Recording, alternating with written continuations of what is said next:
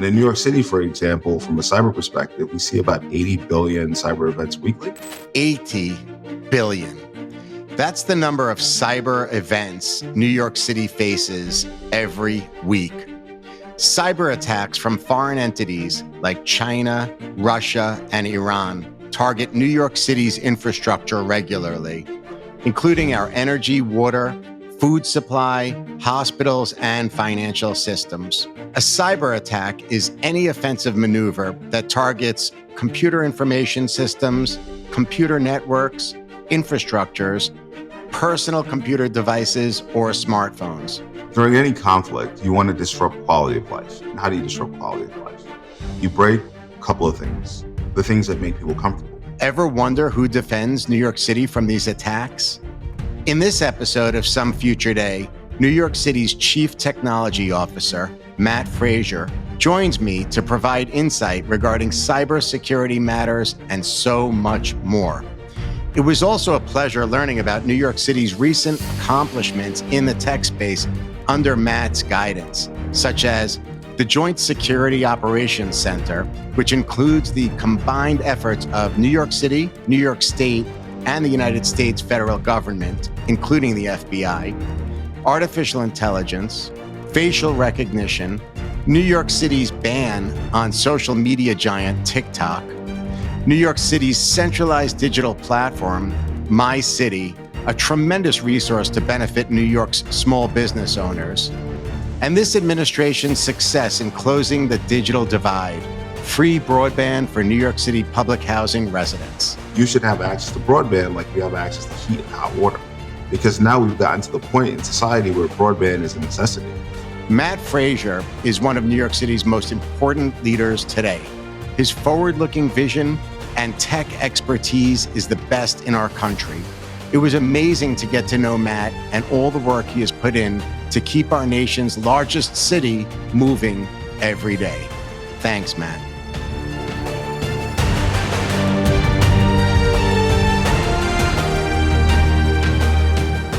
Matt, thank you for joining Some Future Day. It's exciting to have you. Marc Fraser is New York City's Chief Technology Officer and runs the Office of Technology and Innovation, which was created by Mayor Adams in January of 2022. Matt, why don't you take a second? I mean, this is a major consolidation of efforts. It gives you a very, very broad purview as it relates to very important topics surrounding technology for New York City and New York City residents. Do you want to kind of explain to our audience what OTI is exactly? Sure thing. And Mark, absolute pleasure to be here. So when the Adams administration took seat in 2022, we took a hard look at what technology looked like across the city. And the mayor, being very innovative and very focused on transformation, he's very well aware that he couldn't do any of these things without having a strong technology backbone. One of the things that we found across New York City government is that technology didn't have a central voice, a central strategy. And across the over 80 agencies that make up the city, each agency had a tech arm that was focused on setting their own strategies. So in order to make transformational change across the city, and in order to make that change feel uniform, we had to take a common approach at how we dealt with some of our business challenges and how we dealt with issues. So to do that, we created one entity to rule them all and focused on bringing all of the technology, both investments and strategies together to make sure that anything that we do going forward was focused on delivering products that could meet what New Yorkers need and not just focus on an agency-specific issue. So the Office of Tech and Innovation took place, and we used the city's former tech authority, the Department of Information Tech and Telecommunications, as the cornerstone, and then we built around that. So we brought together Information Tech and Telecommunications, Information Privacy, Cyber Command, 311, the Algorithms Management and Policy Office, and the New York City Mayor's Office of Information Privacy, all into a single entity, which now builds the Office of Tech and Innovation.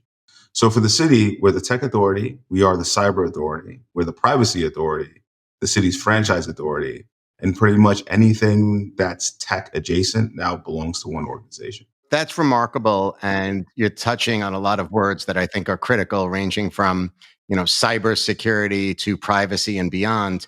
An exciting initiative that you launched just in March of 2023, at least phase one, is MyCity, which I believe at that point in time, it was really focused on individual benefits such as childcare services. And now you're poised to launch MyCity Business, which has a very interesting take for the business community and leverages artificial intelligence. Can you share a little bit about how the city is going to release MyCity Business with an AI component, please? Sure thing, sure thing. So you touched on one of the important things that the mayor ran on as part of his platform, which was democratizing access to information and making New York City government more simple and work for the people that need access to government services. When we come out of the pandemic, one of the biggest things that we were focused on is getting the New York City economy restarted. And in order to do that, it required folks to either reopen businesses or people to go back to work in person, so that all the commerce, all the restaurants, everything else that we had running in the city, people would take advantage of. And people are reluctant to leave their home or to go to work when they're in a position where they don't have adequate childcare. So we had a bunch of childcare subsidies that the city offered, but the problem was for the average New Yorker, they didn't know how to get access to it. So we built a portal that focused on streamlining the access for childcare programs that were administered by several different agencies into a single place. Now, very similarly, our challenges from a business perspective are the same. You want to open up a business in New York City, you have to deal with several different agencies. For example, if you want to open up a restaurant, you might have to deal with small business services, the Department of Buildings, the Department of Health, and a number of the Department of Parks, depending on whether you have outdoor seating. There's a number of places there where you would have to touch. So what we said as the next forefront is to simplify the business experience in New York. There's no reason why when you want to do business in New York, you can't come to a single place and get all the answers that you're looking for. So we've added the business portal into the MyCity ecosystem, but we knew that that wasn't enough. So we wanted to use technology to help supplement the existing website and add additional features that could help the business community. So we went around, we spoke to a bunch of businesses in New York, and what we heard was, although you have information available on a portal, it's not always clear what information applies to my specific case or something that I'm looking for. So for the first time, we built a chatbot that's focused on taking in questions in real time and providing answers that are contextualized by what the person is actually looking for. So now in the MyCity Business Portal, if you jump on it and you say, "Hey, I'm trying to figure out how to open a restaurant," it'll tell you the agencies that you have to interact with, but then it'll also give you the other steps that you need post interacting with those city agencies. So it's a very intuitive way to get access to both city services, but it also simplifies and brings down the barrier so that even if you don't know what you're looking for, it gives you a place where you can go and throw a question out, and it can help you solve a problem that in some cases you may not even know that you have. That's great. Matt, did the process in training the chatbot, the AI, did that take a long time? And how did you go about that? Yeah. So one of the things that we're very conscious about is as any model or large language model that you adopt, we want to make sure that when you get an answer from it, the answers are authoritative and they're true to the best of our knowledge. So the way that we've done that is we partnered with Microsoft and we're using their OpenAI interface, and we basically took a closed language model. We took all of our contacts, all of our 311 data, all of our business data, all of our restaurant data, and all the small business data. We put it in a single repository and we trained a model based on that. And then we had a bunch of analysts go through and test the model by throwing questions out to test not just the accuracy of the information that was provided, but made sure that the context that was coming back was also appropriate. So for us, it took us from the beginning of the year till now about 3 months between the point where we start to test the model and where we deploy the model. And so far, the feedback we've got has been significantly positive. Just for fun, did you consider at all creating a chatbot in the likeness of a metahuman? So funny enough, we Perhaps are. Mayor Adams? Yes, funny enough, we're working on a couple of things that may touch just on that line. to humanize the experience. And in addition to that, from a voice perspective, we've got a couple of things that are coming down the pike that will touch on exactly what you're talking about here. That's pretty cool. It's interesting because naturally, when topics surrounding AI are raised, people are concerned about bias and all. Something that we worked on as an agency was bringing up metahumans that could be custom built by the user. So it takes on the likeness of an individual that the user can relate to. And it might be interesting visually or aesthetically to bring that to the forefront for New York City residents. Yeah, so to get to that point where we're capable of doing something like that at a broader scale, is something that in an ideal world, we would. But at this moment, we think about this like a process, much like human development: crawl, walk, run, jump. We are in the AI space as we jump out, especially in the customer service space. We're not like infants crawling, but we're upright and we're walking at this moment. And we're trying to get more products out there. And the further we get along is the closer that we get to something like that. When you look at how AI has been used in other spaces like cybersecurity, we've had AI in a significant way in cybersecurity embedded in almost every product for the last decade. And in real time, you look at the decisions that the cybersecurity products make. It's determining what processes and what procedures should it allow and what things should it block. And in New York City, for example, from a cyber perspective, we see about 80 billion cyber events weekly. And because of AI and automation, we're able to distill that down to less than 20 things that someone looks at. So AI in the communication space, we're branching into, but in other spaces, we have more comfort. So that number, 80 billion suspicious cyber events each week in New York City, is remarkable. I read that that's on par with what the United States Army Cyber Command, as well as the Department of Defense, is experiencing. Is that accurate, Matt? That is correct. The only entity that we know across the continental United States that sees as much cyber activity as we do is U.S. Army Cyber Command. Yeah, I was really surprised to learn that. Your team really helped me dig into that, and it uncovered this whole concept of non-kinetic warfare and how China and Russia as well are attacking the United States. But it seems like a lot of that is focused actually right here in New York City. So your role takes on a certain defense mechanism to a certain extent as it relates to cybersecurity. And to take the concept a little further, what I've researched is that whereas the United States might use artificial intelligence surrounding cyber attacks, it's typically against the opposing government. But because we're in a democracy, when we have attacks from, let's say, China, it's targeting the private sector, like individuals and businesses. So, like, for example, they might steal technology, they might steal trade secrets, they might monitor decision making to anticipate what the United States will do. So, in your role, Matt, do you feel like you're taking on a much bigger responsibility, specifically as it relates to this non kinetic warfare that I'm describing Yeah, beyond New York City? yeah. So for us, cybersecurity and defense on the cyberspace is a practice of community. And it isn't something that any one entity can do in and of itself. Now, New York City across the global landscape perhaps has a presence that's unparalleled.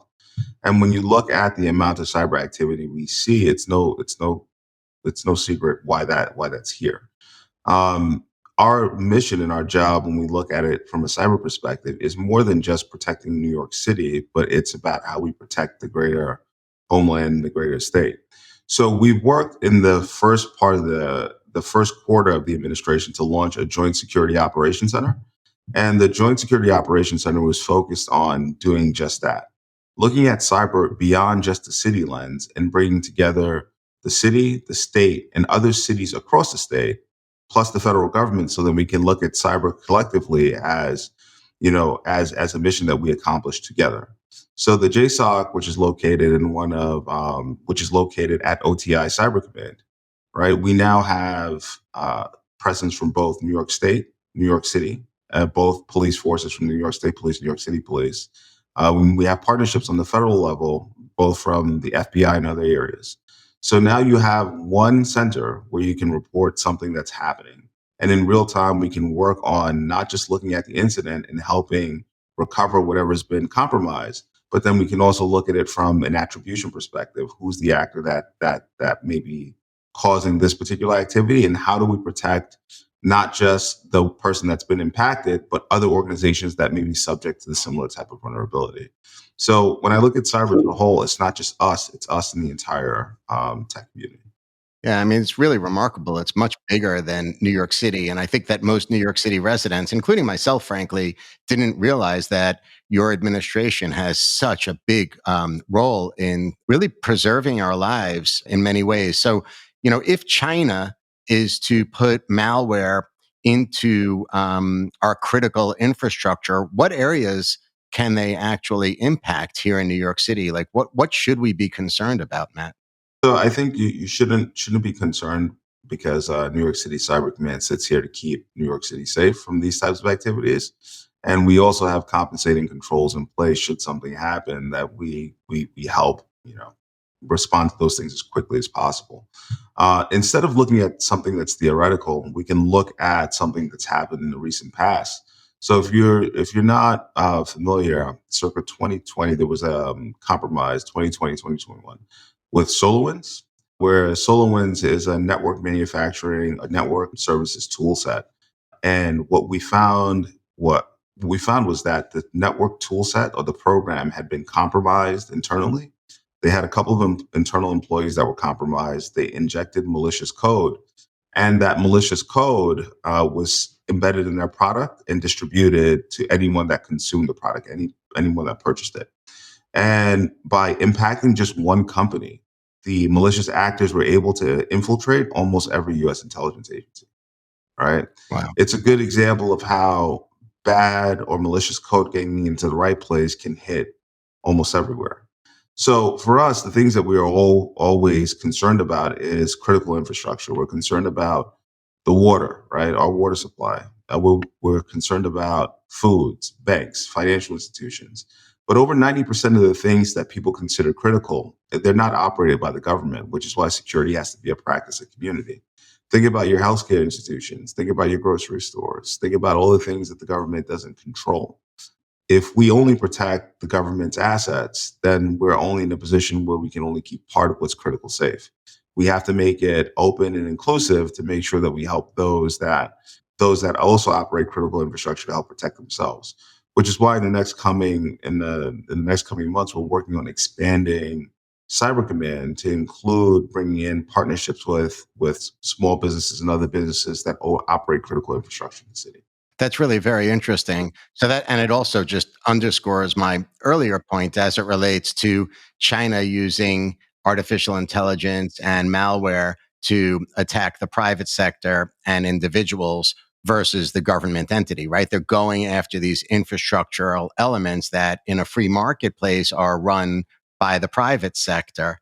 I read actually that the Biden administration is currently hunting. This is from a recent New York Times article that the Biden administration is hunting for malicious computer code that it believes China has hidden deep inside the networks controlling power grids, communication systems, water supplies that feed military bases in the United States and around the world, intelligence and beyond.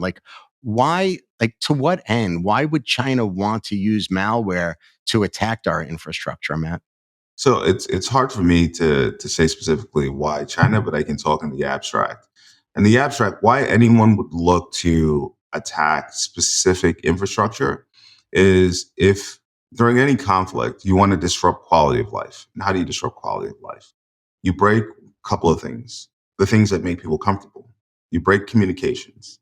So you start with disrupting the way that your emergency response operations work, and so that you can't get to the places that need you when they need you.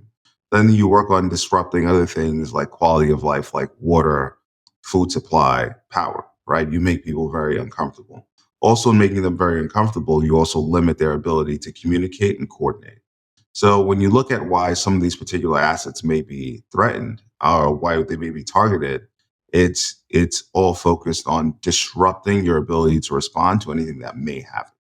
So, how will you recruit the private sector and in turn educate individuals about how important it is to have this New York City slash small business private sector cooperation? It seems to me like it's really critical, but yet people don't understand some of the nuances involved with technology, privacy, and these cyber threats. So again, I'll give you a real life example of how we've done this in the physical security space and how it translates over to the cybersecurity space. In the months following 9/11, after it occurred, the New York City Police Department created a program called the Lower Manhattan Security Initiative. Now, LMSI was focused on bringing in sensory assets. So, what I by sensory, I mean like cameras, radiation detectors, chemical sensors. So, if you operated large real estate in the city and you had cameras on your facility, could you join a coalition of the willing to share that information so that you could get better response to crimes as they were occurring or conditions that may be impacting your specific facilities? Now, that program was so successful that we were able to get over 500 partners that joined that program. Since then, on the cyberspace, we have a working group that represents big tech. It represents communications and power utility and finance, and a bunch of other verticals like health, where we share information in real time about threats that are occurring across the nation. Now, we think that the part of the value proposition isn't just giving us information, is what do we do with it? So being able to provide tool sets that help these businesses protect themselves, I think that's the key thing that will attract people to come and join the program. Shared responsibility, shared mission will be part of it, but they also need value out of being part of it. So it's got to be more than just information. In the event that you have a compromise or something along that lines, knowing that you're not standing by yourself and you have someone that will assist and help you recover anything that may have been lost. I think that that's going to be part of the value proposition, just like we saw on the physical security side. If you provide access to cameras, then that means we can give you better response when it comes to things that may be occurring in your facilities. So when you talk about like access to information and data, I think that's very interesting also with the recent ban that Mayor Adams put on TikTok as it relates to governmental officials, phones and computers, declaring that there's a cybersecurity risk. Like, do individuals in the public at large understand how social media and personal networks feed into these broader national security or local security threats? So I think the public has a general sense of awareness, but the specific impacts they may not understand fully what it means or what could happen. So with tools like social media and tools that give you a lot of content very quickly, and especially catered content to the things that you like, you have the ability to provide this to use those platforms to spread misinformation very quickly. But in addition to that, if you're not careful about what applications that you run on your devices, you could passively be giving information about other things that you do that you may not have been willing to consent to if you knew that it was actually collecting that sort of information. So I think the products that we consume, the technologies that we use, we just have to be conscious about the risks associated with using those and be very careful about what permissions that we give to applications or services that are running on our devices or that monitor our activity with other people. What was the reaction like within the New York City governmental agencies when you said, "Look, TikTok is not fair play here anymore. Don't put it on a government device." Was it a mixed response? Were people upset about it? Did they feel like it was too intrusive into their personal lives? How did you find people reacted? So I think we had a large amount of support, but of course there's this is New York. Getting everyone to agree on one thing is a little bit of a difficult job. But for those that had concerns, we weren't placing any prohibition on their personal use of TikTok. We just said on government devices and for government use, we Right. we we deprecated that. And it may not be a permanent ban. It depends on how TikTok responds, and there's a number of things that are going on right now that may bring it into a state that makes it more palatable. But what we rested on is the fact that not just New York City, but the U.S. government had placed a ban, and they very articulate around why and what concerns that they saw. And at the end of the day, we were doing something consciously that would help protect New Yorkers and also protect the homeland. Yeah, it's very interesting. I understand that TikTok is actually banned in mainland China. Are you aware of that? Yeah, I mean, there's a lot of things that are banned in mainland China. I mean, it's no big surprise to me. Also, when you look at how China operates from a communications perspective, even for content that flows in, they're very conscious and careful about what content flows in, even off the internet. So a lot of stuff gets censored as it makes its way into the country and it makes its way out of the country. So it's no big surprise that TikTok is banned. So with TikTok, though, it gives China effectively the ability to access biometric indicators, right, through a person's phone camera effectively, right? So I think that that's a very broad statement that it's certainly possible, but we can't say at this moment, or I can't say at that moment definitively. That's what happens. But what we do depend on is our partnership at a federal level. And if the federal government has concerns and they relay those concerns, then as good stewards, we have to respect and do what's necessary in that case. Do you think that individuals, just private citizens, should refrain from having the app on their phone? Yeah, you see, America is a country that's built on choice. And I think that what we can do is supply people with information and let them choose how they respond. Um, and in terms of the use of TikTok and other social media applications, I think everyone understanding the concerns, they make their respective decisions. So, I see as I drive around New York City now or walk the streets, it seems like there are more cameras out. And I know that we've been using facial recognition tools throughout New York City for various reasons for a while. Is it fair to assume that that facial recognition AI has been at play in Manhattan for some time now? No, so facial recognition, I think that people have this misconception that every camera you see that it's scanning your face. It's not the reality. So facial recognition is employed only by a trained set of people within our police department, and it's a very small number of people that have access to that sort of tool set.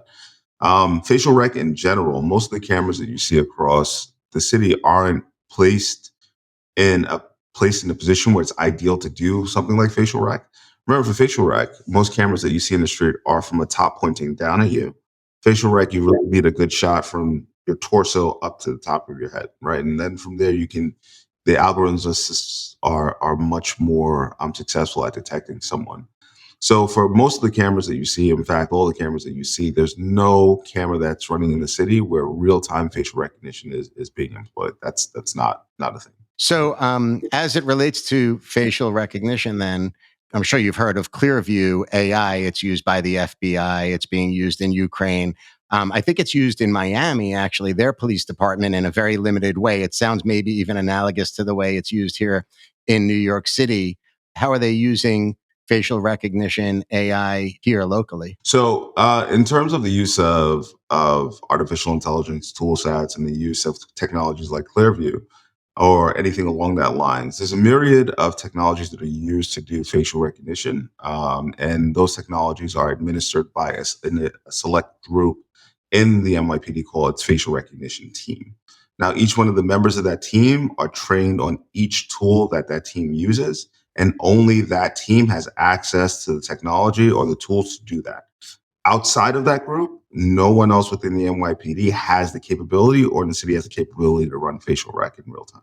So whether that be Clearview or any other tool set. So, Matt, with artificial intelligence entering the space now, what types of issues do you anticipate New York City will have as it relates to the government using AI and the people, as it relates to perhaps privacy or any other issues? Yeah, so for artificial intelligence, I think the biggest challenge that we have is ensuring that the content that's being provided is accurate, and also ensuring that the information that it's consuming and it's being learned, that the behavior that's being learned is also good behavior.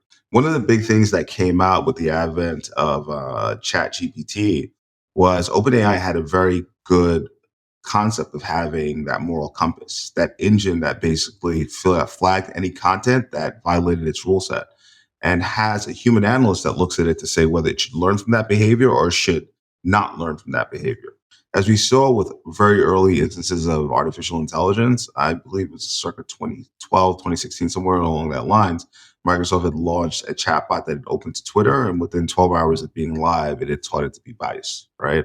I think for us, making sure that any way that we employ artificial intelligence, that we do it in a way that's responsible, that we can control and ensure that the information that's being learned and provided is accurate, and that we don't do it in a way where that anyone that uses those tool sets inadvertently gives up private information that's used to tune some of these algorithms.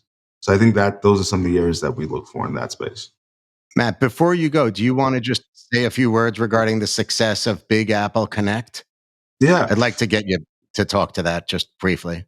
No Please. worries. So when we came into the administration in 2022, one of the things that we saw was that we were still on the heels of COVID.